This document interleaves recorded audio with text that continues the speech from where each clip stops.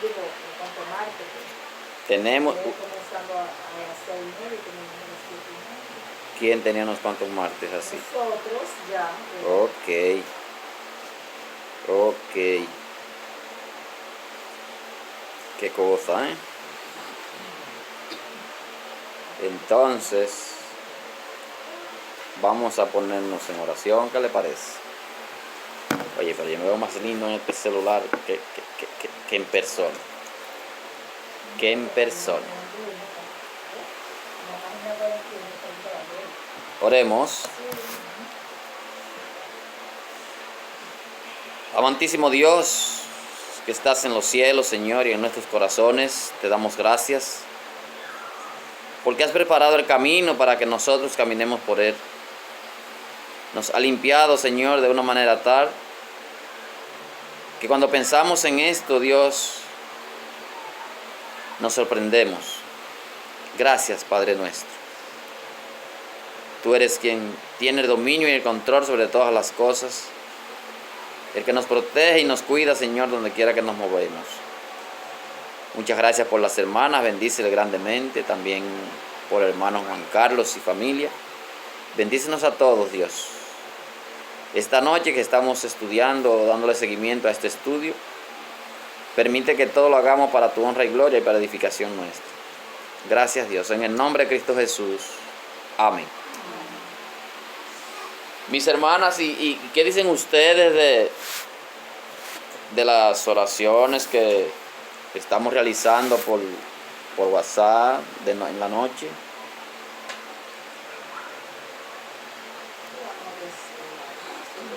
¿Qué van a decir? Eso es cosa buena. Ok. Pero cuando yo mando el audio no dicen amén ni nada de eso. Vamos a ver entonces las que van a leer, pues vayan cogiendo citas bíblicas. Tito 1:5 al 9. Tito 3:1 al 7. Recordemos, mis hermanas, que estamos en un estudio y es importante que todos participemos para que aprendamos, tanto ustedes de mí como yo de ustedes, pero ante todo, que la enseñanza nos las dé el Señor. El hermano Juan Pablo el martes, Juan Carlos, se quedó en el segundo párrafo de la página 41, donde dice lamentablemente. Hoy no vemos ese orden, sino lo contrario. Vemos que en una iglesia hay un pastor. También vemos que hay un pastor, está a cargo de la dirección de varias iglesias. Esto es totalmente incorrecto y contrario a lo que Dios ha establecido. ¿Quién hacía ese trabajo en el Nuevo Testamento? ¿Tienen ustedes alguna noción de esto? El apóstol Pablo, él salía a predicar el evangelio y establecía congregaciones. Entre ellos está Timoteo, y él le da un mandato a Timoteo de que se eduque bien para que no distorsione la palabra de Dios. ¿Recuerdan los estudios que estamos dando los domingos? Que habla de eso. Entonces le dice, cuídate de ti mismo, le dice Pablo a Timoteo. Entonces Pablo, él establecía congregaciones y luego él pasaba a ver cómo estaban trabajando esas congregaciones. Pero no era que Pablo era pastor de una iglesia y a la vez iba a saber de las otras iglesias, a recoger información, podríamos decir. Pablo no era pastor de iglesia. Pablo era evangelista y supervisaba las congregaciones que él establecía. ¿Entendió, hermana Mercedes? Gloria a Dios. Creo que todos hemos entendido lo que se está diciendo hasta ahora. Entonces, ¿qué sucede, mis hermanos? Que yo estoy siendo pastor de esta congregación, podríamos decir, pero de aquí sale una congregación y yo estoy a cargo de esa congregación también. Entonces, soy pastor acá y soy pastor allá. Se sigue formando campos blancos, como se dice. La Iglesia de Cristo no usa eso de campo blanco. Pero se establece otro campo blanco y ahí se forma una congregación. Entonces yo soy supervisor, soy pastor de esta congregación, soy pastor de la otra y soy pastor de la que sigue. Y así tengo un sinnúmero de iglesias que yo soy el pastor. Y allí se dice lo que yo digo. Entonces no es así, la situación no es así. La situación no es así. Lamentablemente, hoy vemos ese orden. Lamentablemente, hoy no vemos ese orden, sino lo contrario. Vemos que en una iglesia hay un pastor. También vemos que un pastor está a cargo de la dirección de varias iglesias. Esto es totalmente equivocado y contrario a lo que Dios establece. Si nosotros queremos agradarle a Dios y queremos que Dios se complazca en lo que nosotros hacemos, debemos de hacer lo que Dios dice. Es equivocado que un pastor esté pastoreando varias iglesias. Dios, en su inmensa misericordia, sabe que sabiduría, sabe que una sola persona no puede estar a cargo de dirigir muchas personas con tantas situaciones que hay que vigilar en una iglesia. Por eso Él establece un equipo de hombres para realizar esa función.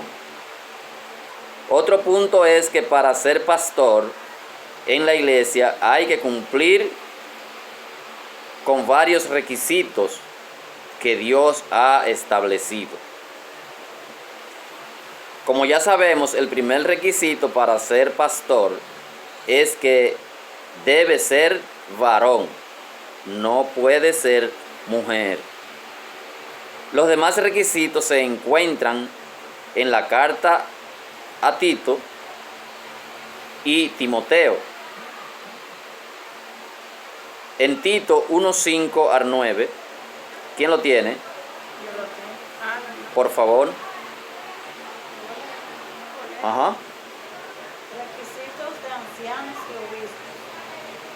Por esta causa te dejé en Creta, para que corrigieses lo deficiente y establecieses ancianos en cada ciudad, así como yo te mandé.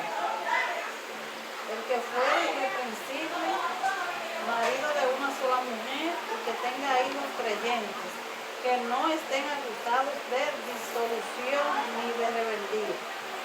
Porque es necesario que el obispo sea irreprensible, como administrador de Dios, no soberbio, no iracundo, no dado al vino, no pendenciero, no codicioso de ganancias deshonestas, sino hospedador, amante de lo bueno, sobrio, justo, santo, dueño de sí mismo,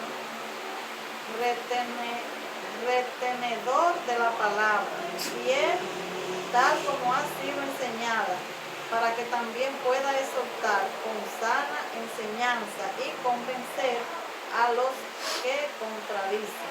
Hasta el 9. Ok. Entonces vemos que un pastor tiene que tener hijos creyentes, hijos bautizados.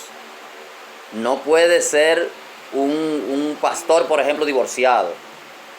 Un pastor que los hijos, uno está en San Pedro, otro está en Santiago, otro está en Pedernales, haciendo por allá las 1001. Muy bien que está lejos, pero deben de guardar el testimonio de su padre, para que su padre pueda ser pastor. Entonces, usted ve que hay un muchachito de 20 años, que ni siquiera se ha casado, de 17 años, dirigiendo iglesias. Eso no está bien delante de Dios, según leímos arriba en el párrafo anterior. ¿Y qué dice 1 Timoteo 3:1 al 7?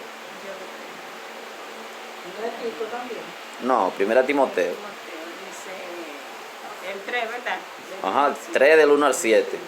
Palabra fiel, si alguno anhela obispado, buena obra desea, pero es necesario que el obispo sea irreprensible, Ahí vuelve y menciona la palabra irreprensible. marido de una sola mujer, sobrio, prudente, desporoso, hospedador, apto para enseñar, no dado al vino, no pendenciero, no codicioso, de ganancia deshonesta, sino amable, apacible, no avaro, que gobierne bien su casa, que tenga a sus hijos en sujeción con toda honestidad. Pues el que no sabe gobernar su propia casa, ¿cómo cuidará de la iglesia de Dios? No un neófito, no sea que envaneciéndose caiga en la condenación del diablo. Gloria a Dios. También es necesario que tenga buen testimonio de los de afuera, para que no caiga en descrédito y en lazo del diablo. Ahí menciona también la palabra diablo 2 veces. ¿Por qué? Porque somos perseguidos por el enemigo. Y si nosotros no estamos atentos a lo que estamos haciendo, ¿qué va a pasar?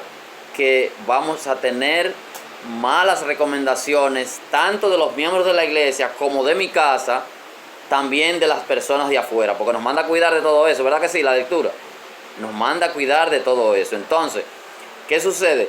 Que yo tengo un mal testimonio en mi casa, pero estoy dirigiendo una iglesia. Yo tengo un mal testimonio de afuera, pero estoy dirigiendo una iglesia. O piensa que no me importa lo que la gente diga. Entonces así no debe ser. Debo de cuidar tanto uno como el otro. No un neófito para que no vaya yo a envanecerme, porque yo sé mucha Biblia, creo que me como la Biblia y debo de ser un acaba con todo en un buen dominicano. Entonces, por mucha Biblia que uno sepa, uno nunca sabe nada, el que sabe es Dios. Hay personas que le agarran un texto bíblico a usted y se lo desglosan y duran 10 días predicando de ese texto bíblico, de un texto bíblico. Por ejemplo, Mateo 7:1. Le hablan de ese versículo bíblico que ya usted sabe. Y le citan la Biblia entera en un mensaje. Pero se le olvida dónde empezaron a... El primer texto se le olvida y no lo mencionan más. Sí, hermano. Neófito, ¿qué es lo que significa? Para mi entender, yo pensaba que era una gente que no tiene conocimiento. No tiene conocimiento. Sí, porque usted dijo que es un neófito para que no vaya a envanecerse. O la lectura lo dice. ¿Quién fue leyó esa lectura? No, aquí, no un neófito, no sea que envaneciéndose Ahí está. caiga en la condenación del diablo. Entonces, cuando yo soy un neófito, yo creo que estoy acabando con todo. Y quiero acabar con todo. Y no hay nadie que esté por encima de mí. Como por ejemplo, creyéndose que sabe más que los Que demás, sé más que ustedes, yo me creo que sé más que ustedes, y desde el púlpito las mando a callar. O estamos en un estudio y yo le digo, no, eso no es así. Entonces, eso lo hace un neófito, pensando que sabe nada y no, pensando que sabe y no sabe nada. Entonces, Neófito. para uno ser guía de personas, no solamente en la iglesia, en todas partes que sea. Un empleado, un patrón, que tiene un sinnúmero de trabajadores, tiene que saber cómo se va a conducir con esos trabajadores. Porque usted me ponga una silla mar, por eso yo no tengo que faltarle respeto a usted. Yo tengo que respetarla como un ser humano que es usted, como una persona que está dándome un servicio, brindándome un servicio.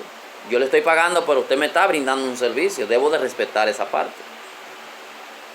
Entonces no se puede, por mucho que usted lea, por mucho que usted estudie, nunca considere que usted es más inteligente que los demás. Eso no es así. Ajá. Neófito, la traducción viene siendo, es como recién. ¿Sí? Una gente nueva en un sitio. Dice, oye la definición, neófito, neófita.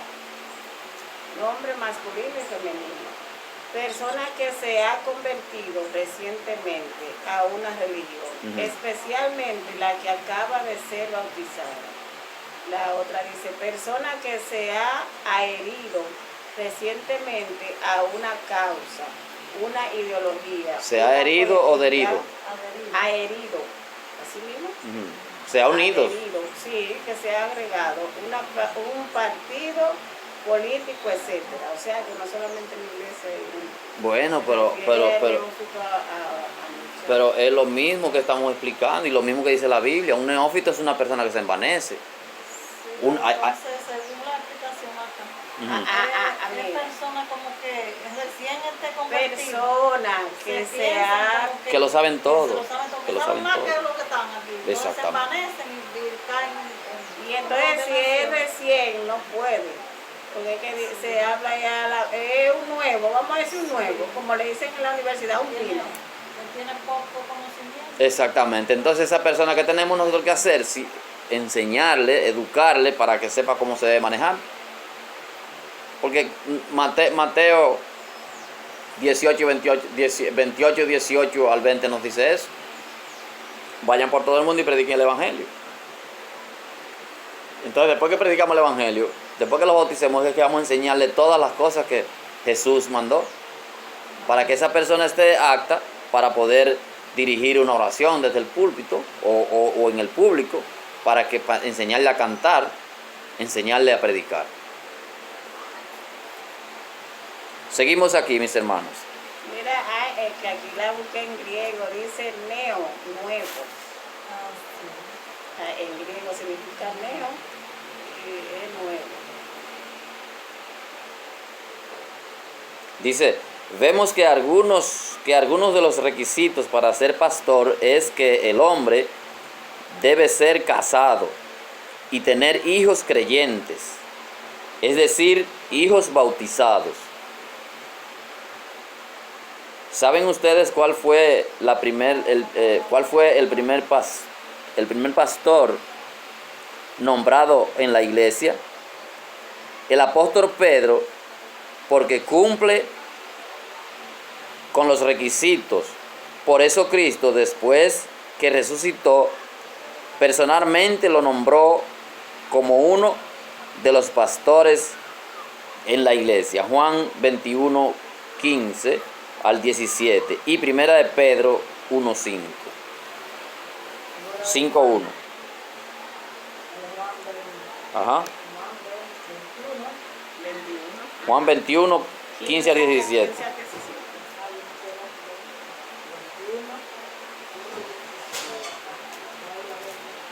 Léalo un poquito duro, hermana, por favor. Dice, cuando hubieron comido, Jesús dijo a Simón Pedro, Simón, hijo de Jonás, ¿me amas más que a estos?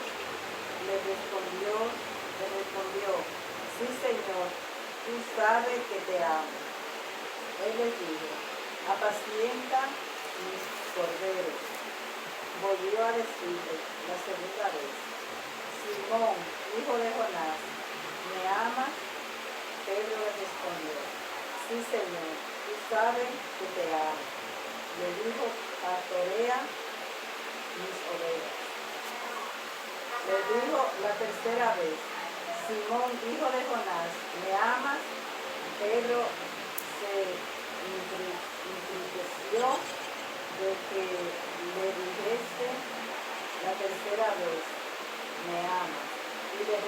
respondió, Señor, tú lo sabes todo, tú sabes que te amo.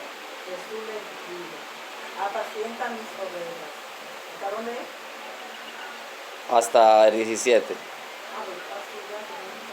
Entonces, ahí podemos ver que Jesús le hizo la misma pregunta a Pedro 3 veces. Y después que le hace 3 veces la misma pregunta, vuelve y le pregunta. ¿Por qué? Porque no es lo mismo que usted me pregunte a mí que si yo puedo hacerle a usted tal o cual servicio. Y yo le digo, sí, hermana, yo puedo hacerlo. Pero usted me manda a hacer el servicio y yo no lo hago. Entonces, Pedro iba a asumir una gran responsabilidad, que era cuidar el rebaño, cuidar las ovejas ahí como está diciendo la lectura. Entonces, recordemos que el vocablo ovejas o rebaño es para el Señor explicar más llanamente, que nosotros entendamos más llanamente qué es lo que vamos a hacer.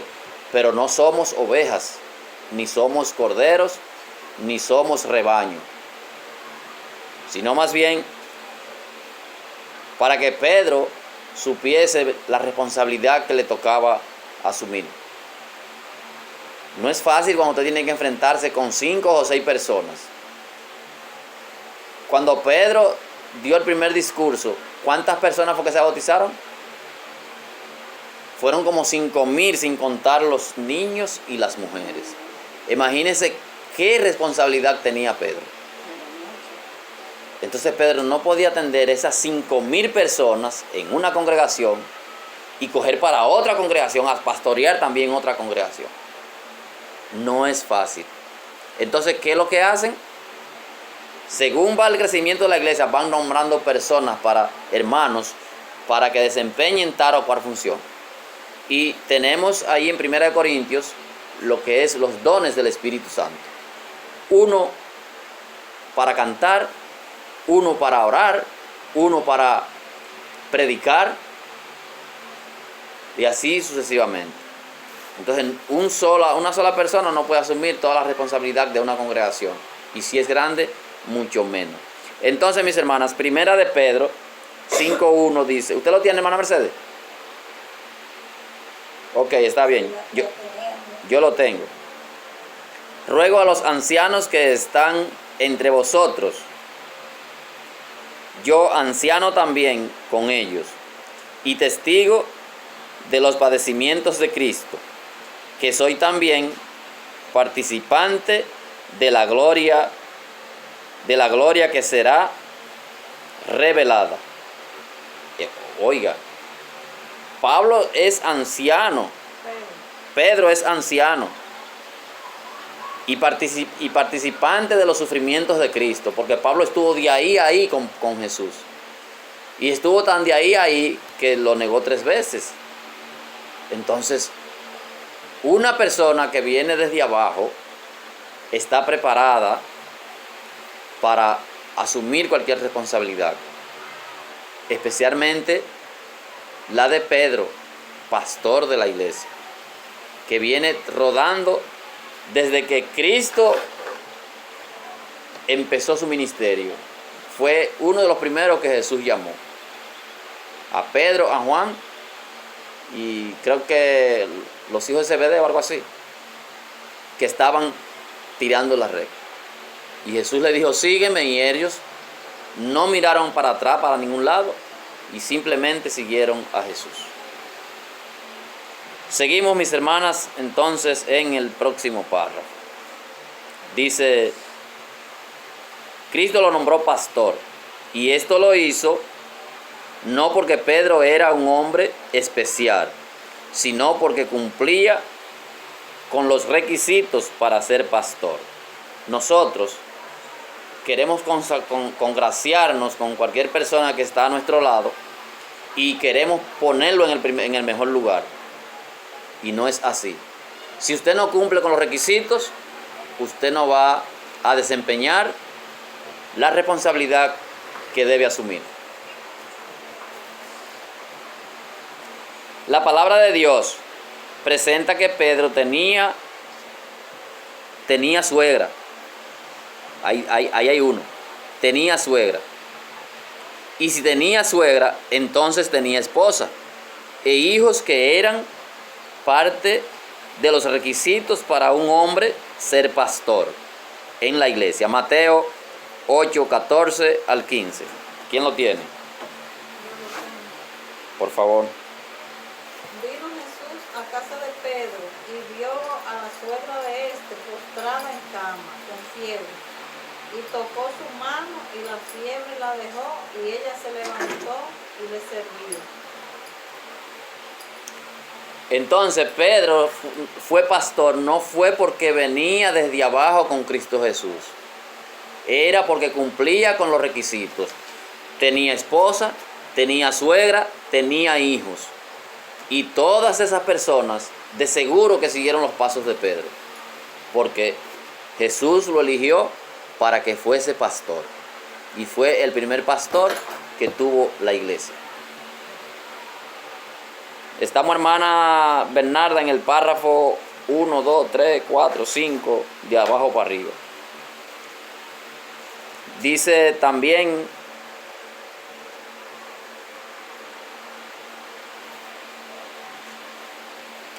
parte de los requisitos para un hombre ser pastor en la iglesia están en, sí, eso lo leímos, está en Mateo 18, 14 al 15. Cristo es el pastor y Él es el pastor de los pastores.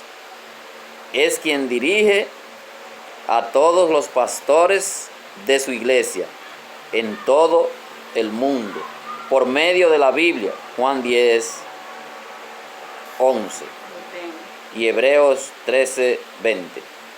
Muy bien. 10, 11. Ajá, ya leí el 10. Yo soy el buen pastor. El buen pastor su vida da por las ovejas. 10, 11. Entonces, también tenemos Hebreos 13, 20. En lo que aparece Hebreos 13, 20, vamos a comentar un poquito. Entonces, ¿qué sucede?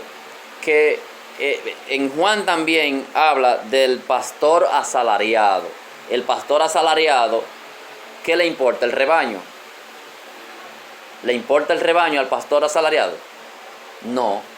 Le interesa cobrar su dinero. Entonces, el pastor, ¿qué es lo que hace el pastor? Que ama a sus ovejas, da la vida por ellas. También dice en Juan que sus ovejas oyen la voz del pastor. Si nosotros somos ovejas de Cristo Jesús, vamos a escuchar ¿cuál voz? La de Cristo Jesús. Las demás voces que escuchemos, no vamos a hacer caso a eso porque son voces del impostor. Hebreos 13, 20. Amén. Dice: y el Dios de paz, que resucitó de los muertos a nuestro Señor Jesucristo, el gran pastor de las ovejas, por la sangre del pacto eterno. Por la sangre del pacto eterno. ¿Puede repetirle, hermano? Y el Dios de paz, que resucitó de los muertos a nuestro Señor Jesucristo, el gran pastor de las ovejas, por la sangre del pacto eterno. O bien sea, la sangre del pacto eterno. Dios se complace en resucitar a Jesús, el gran pastor. Jesús, el gran pastor, Dios lo resucita de los muertos por la sangre derramada en la cruz del Calvario.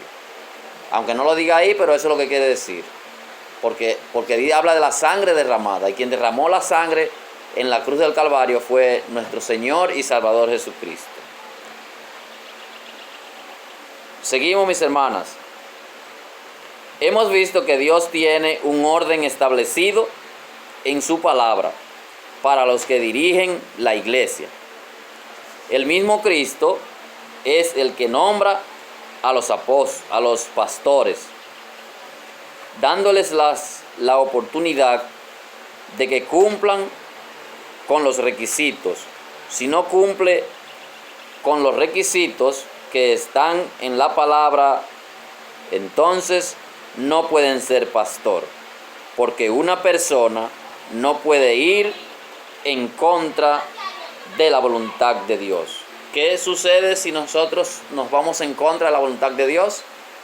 Vamos a tener serio problema con Dios. No Dios con nosotros, nosotros con Dios, si nos vamos en contra de la voluntad de Dios. Por eso es necesario tener mucho cuidado, porque la palabra de Dios dice que el que le quita una jota o una tilde a la palabra tendrá serios problemas. Entonces, ¿debe una persona ser pastor sin cumplir con los requisitos? Ya sabemos que no. En tal sentido, el que quiera ser pastor y no cumple con los requisitos, que ejerza otra función de tantas que hay en la iglesia. Pues bien, si usted no cumple con los requisitos para usted ser pastor, hay muchas funciones en la iglesia que usted puede desempeñar. ¿Cómo cuáles? Usted puede, las que mencionamos ahorita, usted puede cantar, usted puede orar, usted puede... Hay bastante. Hay que barrer la iglesia, hay que poner blow, hay que ponerle zinc para no mojarnos. Todo eso son trabajos de la iglesia que tienen que hacerla, los miembros tenemos que resolver esa situación. Hay gente que le gusta liderar, eso es así. Hay gente que si no están allá arriba, hermano, no le gusta. Si no están allá arriba, no hay compromiso. ¿Que no está grabando? Ahora sí. Bueno. Entonces, mis hermanas, dice, entonces ¿debe una persona ser pastor sin cumplir con los requisitos? Ya sabemos que no. En tal sentido, el que quiera ser pastor y no cumple con los requisitos, que ejerza otra función de tantas que hay en la iglesia. No trate de ser un líder. Usted puede ser un líder, pero usted puede ser un líder de los jóvenes. Usted puede ser un líder del ornato de la congregación. Usted puede ser un líder hasta para colar el café. No tiene, porque usted es muy fea. No tiene que ser un líder para estar al frente ahí. Le digo algo. A mí no me gusta predicar desde el púlpito. A mí me gusta predicar en la calle. Desde que yo vine a Cristo Jesús, eso fue lo que vi.